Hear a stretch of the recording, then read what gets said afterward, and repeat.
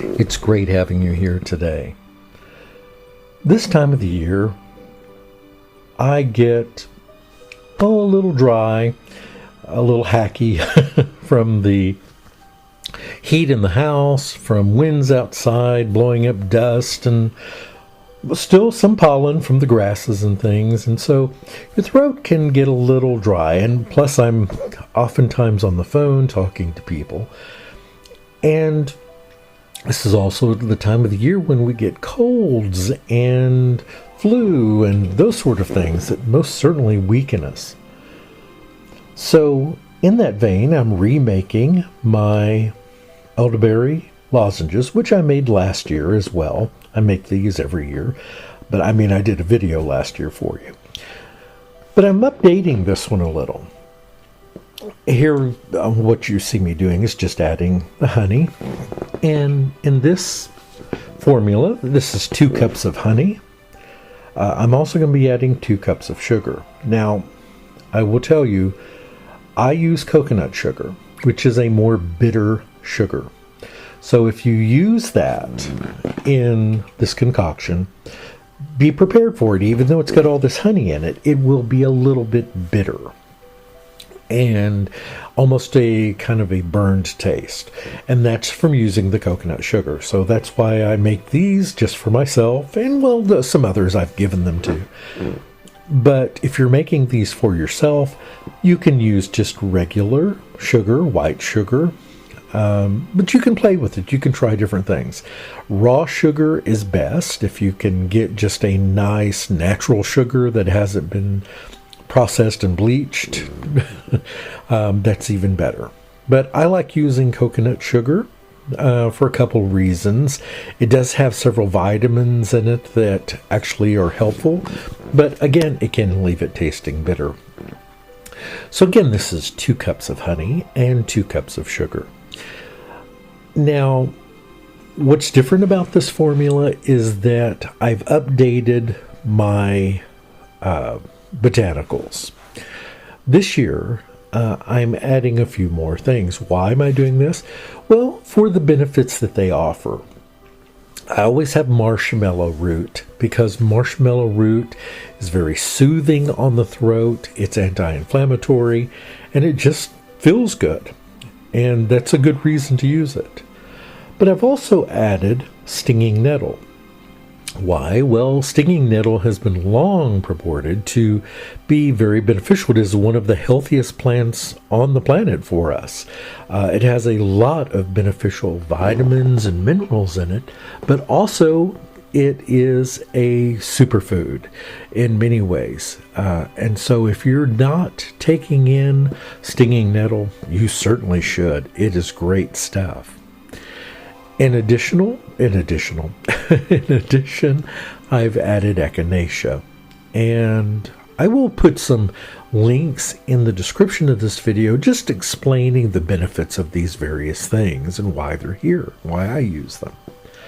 But I suppose the most important thing of all is that this is easily modified. Now, my elderberries are from a tincture that I make. I create my own tinctures of elderberry, and then I mix it with the syrup that I make for the echinacea, the stinging nettle, and the marshmallow root. So you can modify this as well. And again, I have 2 cups here.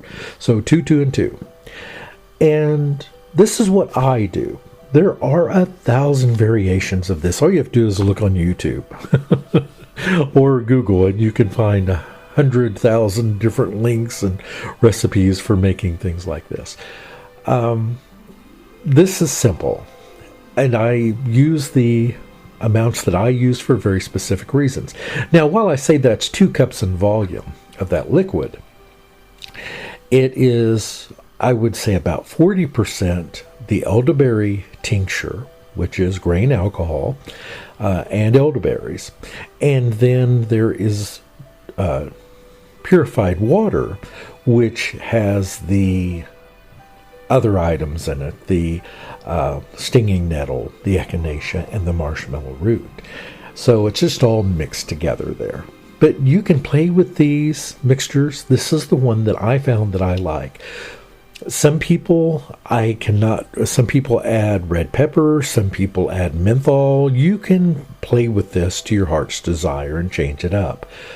I'm not a fan of the cough drops from the store. I won't name the brands, but the menthol type ones, I liked them as a kid. I like that feeling, but it's a false feeling, where they make you feel like they're clearing your nasal passages. Well, that's not exactly it. It's the mint coats the lining, and it can feel refreshing as the air flows over it, but I'm not sure that it makes that big of a difference. Now, if you're using things like eucalyptus, sure, you're going to get a different type of reaction there. There is a chemical reaction there which can help.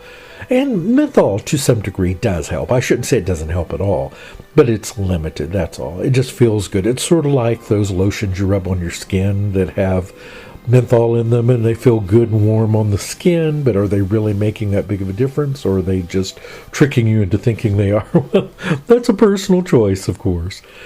But anyway, this makes my throat feel better. That's all I can say about it. I can't tell you that it does anything really other than that, except for the vitamins that I know are in the Echinacea, the benefit of the honey as an antibacterial, the various different benefits and constituents of these items that I do know give us vitamins and minerals and other benefits to our body. So that's the good part.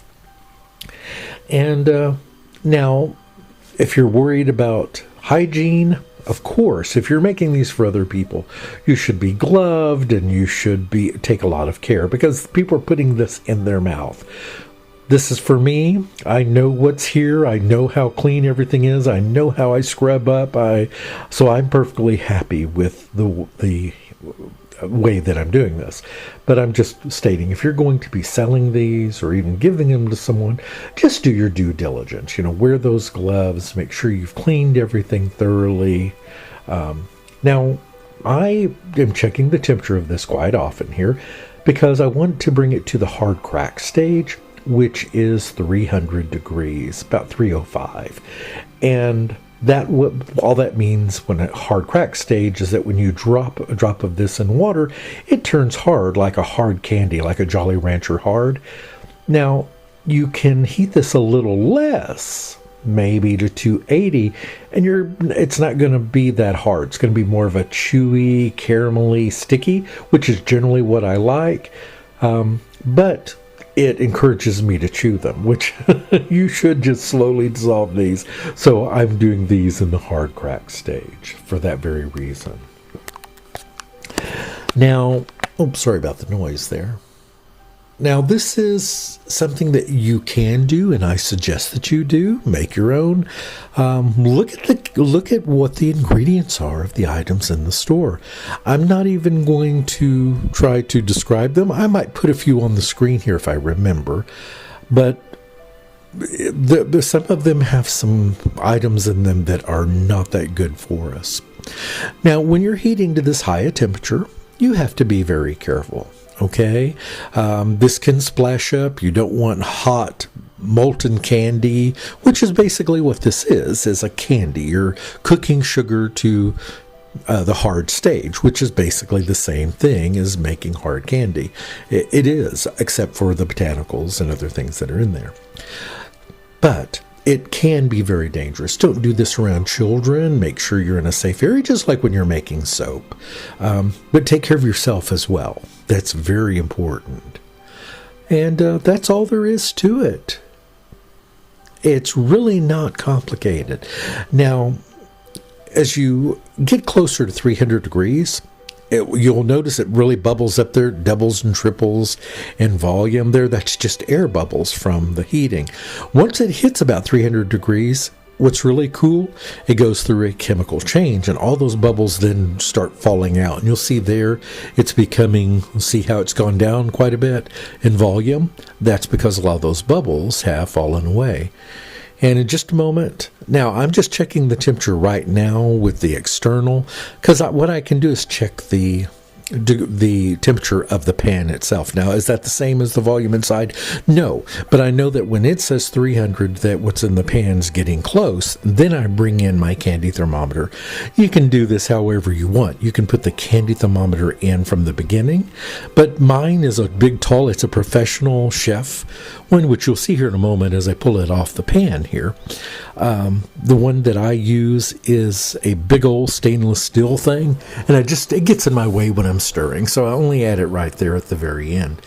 And you can see there that the bubbling is really goes crazy there at the end as well, because that means we're getting right up there to that temperature, and that's why I'm pulling it out and I'm going to turn off the heat, and then it'll be time to pour them.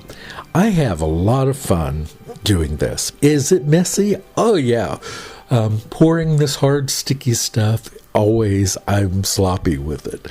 But that's just the nature of this kind of thing. Anytime you're making something like this, you can be as messy as you want.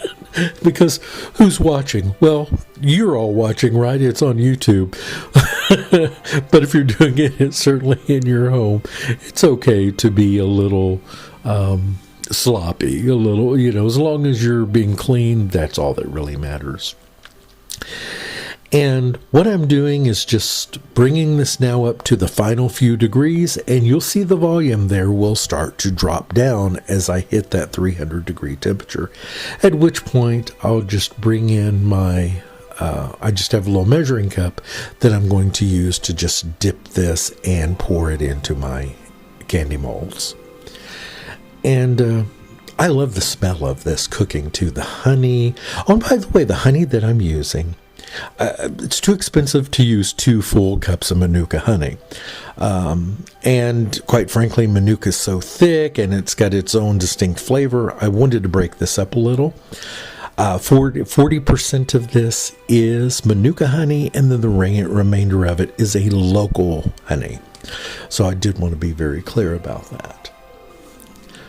And I love the smell. And this type of year, I hope you're taking care of yourselves as well. It's very important that you're well, because you can't help others if you don't help yourself first, right? If the kids get sick and you're sick too, how are you going to take care of them? So make sure that you're taking care of you. Maybe you're someone who takes care of mom or dad or other family members or friends or loved ones. You're needed, right? So you need to take care of you. This is the one thing as a caretaker, as I was for many years, it was vital that I knew that it was vital I take care of myself. Now I didn't. So that's why I'm giving this advice. Do as I say. Don't do as I did. That's a mistake. But take care of yourself, because I ignored myself for a long time, and it shows. There's a lot of fixing to do after the case.